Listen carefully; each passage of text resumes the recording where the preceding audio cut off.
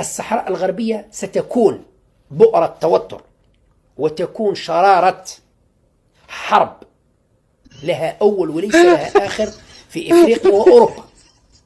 في إفريقيا وأوروبا الجزائر مستعدة أنها تحرق إفريقيا كلها وأوروبا وتشعل العالم من أجل القضية الصحراوية.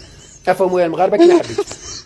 إذا راكم دايرين في بالكم باللي يوقف معكم ترامب ولا يوقف معكم ماكرون ولا يوقف معكم أي كان في العالم والقضية الصحراوية تتحل وتبدو، راكم دايخين لو يقف معكم العالم كله بما فيهم روسيا والصين، لو مجلس الأمن والبند السابع يقول لكم باللي الصحراء راهي ليكم، الجزائر تقول لا، وستشعلها حرب عالمية ثالثة لن تنتهي إلا بنهاية يا إما الشعب الجزائري ينتهي يا إما الشعب المغربي ينتهي.